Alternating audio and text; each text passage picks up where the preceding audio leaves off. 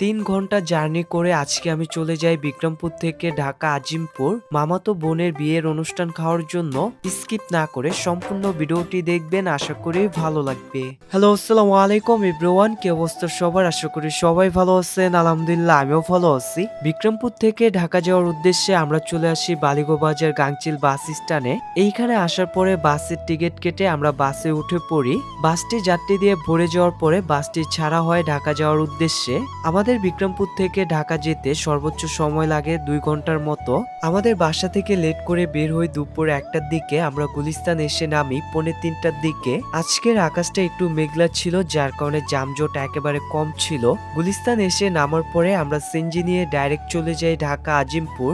আজিমপুর এসে নামার পরে একটা জিনিস দেখে আমার কাছে খুবই ভালো লাগে।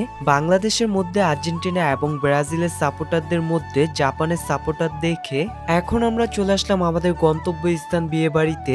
কালো কালার টি শার্ট পরা যাকে দেখতেছেন এটা হচ্ছে আমার মামাতো ভাই। এই বিয়ের অনুষ্ঠানটি করা হয়েছে আজিমপুর ঢাকা বিশ্ববিদ্যালয় আবাসিক এলাকা কল্যাণ সমিতি ক্লাবে। খুবই ছোটখাটো একটি বিয়ের আয়োজন ছিল। রিলেটিভ যারা তাদেরকে ইনভাইট করা হয়েছে। এই বিয়ে বাড়িতে খাবারের আইটেম ছিল পোলাও, সালাদ, সবজি, রোস্ট, গরুর মাংস এবং হচ্ছে জর্দা। এই বিয়ে বাড়িতে খাবারের সম্পূর্ণ রান্নাটি করেছে কামরাঙ্গী চরের শাহ আলম বাবুর্চি। উনি 37 বছর যাবত এই পেশায় রয়েছেন। এই জায়গাটি খুবই ছোট ছিল, যার কারণে এখানে বড় 2টা টেবিল বসানো হয় মেহমানদেরকে খাওয়ানোর জন্য। আমরা যখন এইখানে গিয়েছি তখনই বরযাত্রী চলে আসে, যার কারণে আমরা বরযাত্রীর সাথে বসে পড়ি খাবারের জন্য। বিয়ে বাড়িতে খাবারের সবগুলো আইটেম আলহামদুলিল্লাহ অনেক পরিমাণে ভালো হয়েছে। খাওয়া দাওয়া শেষ করে আমি চলে আসি জামাই এবং বউকে দেখার জন্য।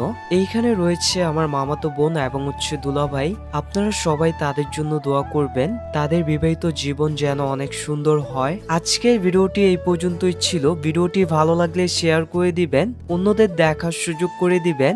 সবাই ভালো থাকবেন, সুস্থ থাকবেন। আল্লাহ হাফেজ।